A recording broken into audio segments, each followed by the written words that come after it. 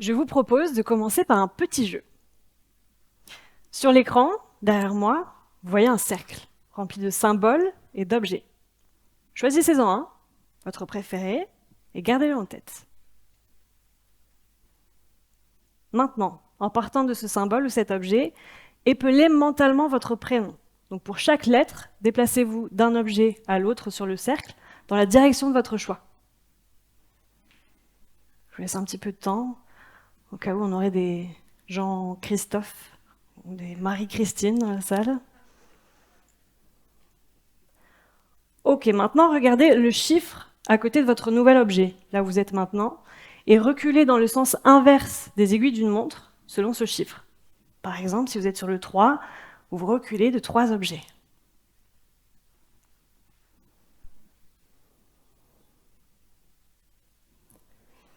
C'est bon? Vous avez votre objet final? Ok, gardez votre objet en tête. Vous avez toujours votre objet en tête? Donc, ce qui est intéressant, c'est que moi, j'avais vraiment fait une prédiction.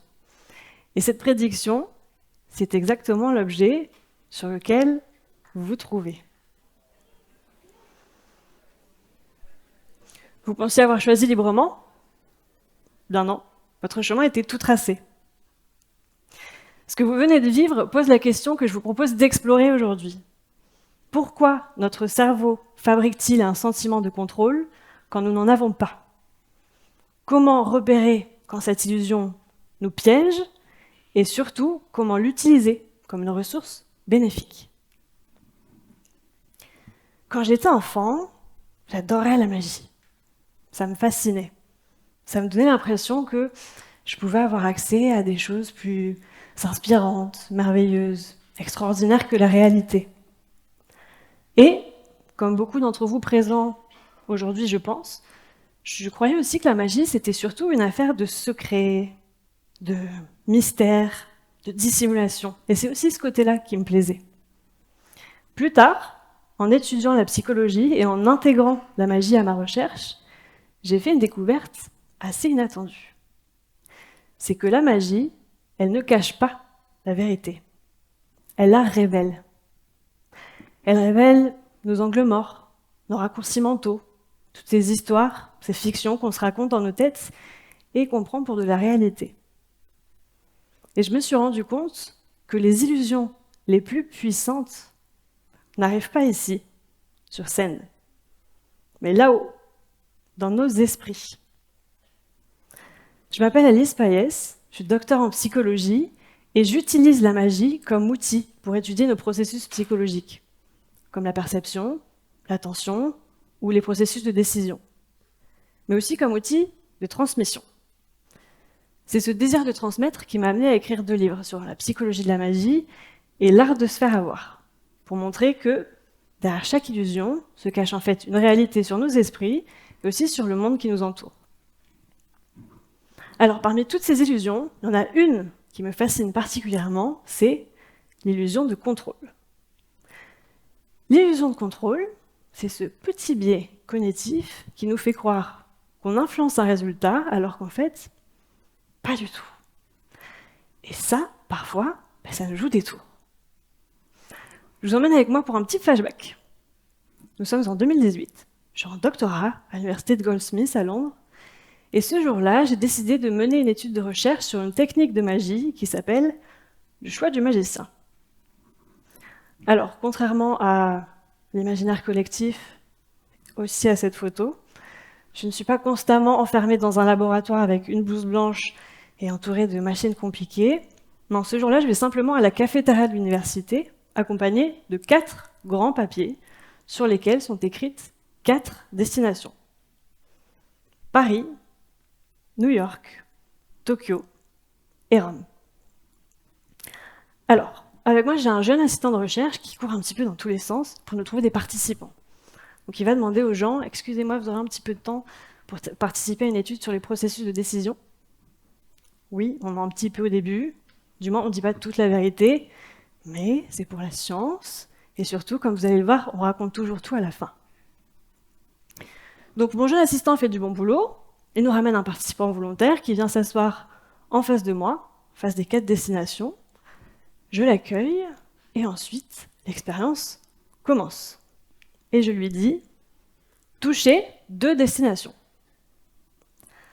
Alors, vous l'aurez compris, moi, je sais déjà quelle sera sa destination finale. En l'occurrence, ça sera Paris. Comment ça marche? Si mon participant, en touchant 2 destinations, touche Paris, moi je retire les 2 autres, qu'il n'a pas désignées. Si par contre, en touchant 2 destinations, il ne touche pas Paris, moi, je retire celle qu'il a désignée. Ça va, vous me suivez jusque-là? Ok. Donc on se retrouve avec 2 destinations, et on recommence. Cette fois, je lui demande d'en toucher une. S'il touche Paris, j'enlève l'autre. S'il touche l'autre, moi, j'enlève celle qu'il a désignée. On refait l'expérience avec plein de participants volontaires. Vous l'aurez compris, dans n'importe quel cas, pour tous mes participants, à la fin, il ne reste que Paris. Et moi, tadam, j'ouvre une enveloppe scellée qui était posée là, à côté de nous depuis le début, dans laquelle est inscrite Paris. Alors, c'est là que la manipulation s'arrête, que moi je dois expliquer à mes participants qu'est-ce qui vient de se passer. Donc je leur explique qu'ils n'avaient aucun contrôle sur la destination finale, que j'ai utilisé un tour de magie, une technique de magicien, pour les forcer à arriver sur ce résultat. Ce qui est incroyable, c'est que des centaines de participants ont vécu ça. Pas un seul n'a vu le subterfuge.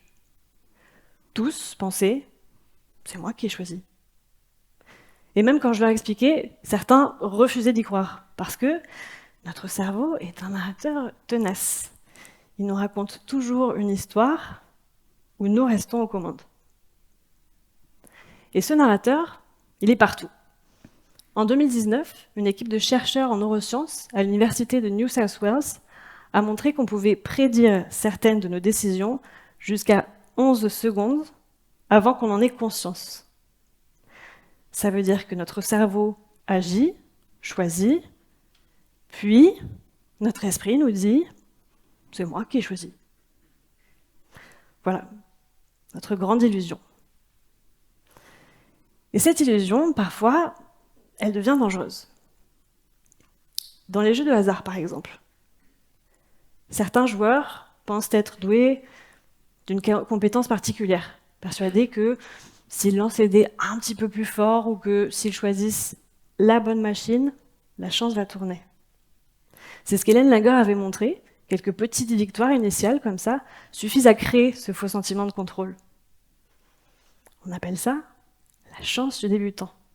Résultat, certaines personnes continuent de miser, malgré les pertes, persuadées que leur geste, leur stratégie va finir par payer. Mais dans ces cas-là, on est d'accord, tout est aléatoire. Et là, l'illusion de contrôle, elle devient un piège qui entretient des comportements nocifs. Dans ces cas-là, elle nous pousse à nous accrocher à des stratégies inefficaces, à répéter les mêmes actions encore et encore, même quand ça ne marche pas, à avoir des liens là où il n'y en a pas, à confondre corrélation et causalité, ou même à nous dire des choses comme « si ça a marché une fois, c'est sûrement grâce à ça », ou « grâce à moi », grâce à ce que j'ai fait.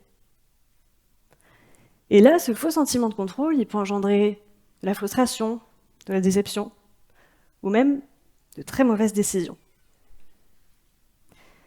Mais il y a un autre visage.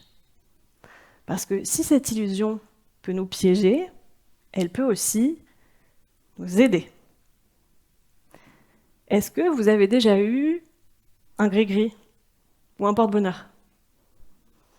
Par exemple, avant un test important ou un examen décisif, vous avez amené votre stylo fétiche ou vous avez dans votre poche un bijou ou l'objet que quelqu'un que vous aimez vous a offert. Rien de magique en soi, mais il est là. Il vous rassure. Maintenant, imaginez qu'avant de rentrer dans la salle d'examen, du test, on vous l'enlève. On vous interdit de l'avoir avec vous. Eh bien là, il y a de grandes chances pour que vous performiez moins bien. En 2010, une équipe de chercheurs menée par Lisanne Damisch a voulu étudier scientifiquement ce pouvoir des porte-bonheur. Donc ils ont demandé, entre autres, à des participants de venir accompagner d'un gris-gris, donc un objet personnel auquel ils attribuaient un pouvoir chanceux. Certains participants pouvaient garder ce gris-gris avec eux, d'autres, par contre, devaient s'en séparer. Ensuite, tous les participants passaient différentes tâches, comme des exercices de mémoire, de coordination ou même de précision, comme mettre une balle de golf dans un trou. Résultat, ceux qui pouvaient garder leur gris-gris avec eux réussissaient mieux, persistaient plus longtemps, étaient plus confiants en leurs capacités. Alors on est bien d'accord, ce n'est pas l'objet qui a un pouvoir magique. Par contre, c'est la croyance qui vient activer en nous ce sentiment qu'on maîtrise un petit peu mieux la situation. Une illusion, certes, mais une illusion qui nous rend meilleurs. Et ça, il y a plein de grands performeurs qui utilisent ce genre de choses. Serena Williams, par exemple. Elle noue ses lacets d'une façon particulière et elle s'assure de faire rebondir sa balle exactement 5 fois avant son service. Keith Richards, le guitariste des Rolling Stones, lui, il refuse de monter sur scène sans avoir mangé son shepherd's pie. Et Charles Dickens, lui aussi, il avait des manières un petit peu bizarres. Il fallait toujours qu'il dorme la tête face au nord, où qu'il soit, quitte à bouger son lit, et qu'il arrange les objets sur son bureau d'une façon particulière parce qu'il croyait que ça le rendait plus créatif. Alors, pour des spectateurs extérieurs, tous ces gestes, ces rituels, ça peut paraître être des manies un peu bizarres, obsessionnelles, voire ridicules. Mais, pour celui ou celle qui les pratique, ce sont des ancres. Et une ancre, qu'est-ce qu'elle fait de mieux? Elle nous maintient stables quand les eaux deviennent agitées. Donc encore une fois, ces gestes, ces rituels, ils ne viennent pas changer quelque chose dans le monde extérieur. Par contre, ils viennent changer quelque chose d'essentiel à l'intérieur de nous. C'est notre sentiment d'efficacité personnelle. Le psychologue Albert Bandura a parlé d'auto-efficacité. C'est la croyance que je suis capable, j'ai les ressources pour réussir une tâche. Et cette croyance, plus elle est forte, plus on est engagé, motivé, persévérant. Ensuite, c'est un autre concept qui va encore plus loin, c'est le locus de contrôle. Là, il ne s'agit plus de penser que je suis capable, mais que ce qui m'arrive dépend de moi, de mes actions, plutôt que de mon extérieur, du hasard, ou même des autres. Et des études comme celle de Bandura, Deci et Ryan le montrent, plus on développe ce sentiment d'être acteur, plus on est engagé, persévérant et même résilient. Parce qu'au fond, cette illusion de contrôle, elle suffit à nous pousser à agir. Mais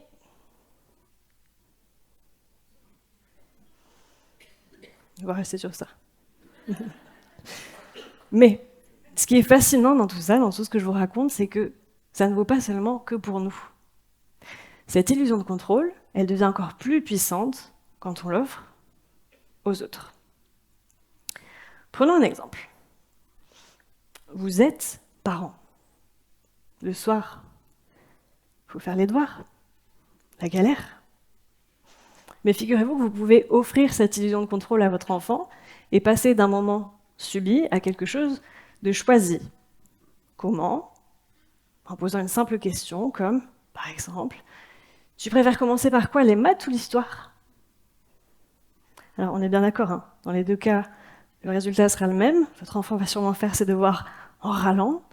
Mais en posant cette simple question, vous lui offrez un sentiment de contrôle et ça change tout. Les recherches le montrent, si on offre aux élèves même un petit choix, comme par quel exercice commencer ou quelle version d'un problème résoudre, ils comprennent mieux, retiennent davantage et sont aussi plus motivés à continuer. Donc, en d'autres termes, cette illusion de contrôle, offrir un sentiment de contrôle, même minime, ça transforme l'apprentissage. On passe de quelque chose de subi à quelque chose qu'on peut s'approprier. Prenons notre exemple. Vous êtes dirigeant d'entreprise ou manager. Plutôt que d'imposer une chose à vos équipes, offrez-leur le choix entre 2 ou plusieurs options. Par exemple, si vous offrez un seul jour de télétravail par semaine, Laissez chacun, chacune choisir lequel. Le cadre reste le même, mais l'autonomie perçue change tout. Le travail, encore une fois, comme celui de Desiréane le montre, une autonomie même limitée, elle suffit à nourrir cette motivation et cet engagement. Dans le domaine de la santé, c'est pareil. Par exemple, des traitements peuvent être contraignants, mais si on offre aux patients le choix dans le type d'accompagnement qu'il ou qu'elle préfère, ou même le moment du traitement, on sait que son engagement dans la thérapie et aussi son bien-être augmente. Donc, pour résumer un petit peu tout ça, cette illusion de contrôle, bien utilisée, elle nourrit la motivation, la confiance en soi, l'engagement.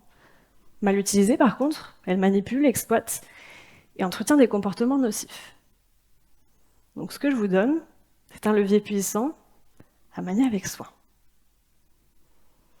Parce qu'au fond, ce qui nous anime, ce besoin humain de se sentir acteur.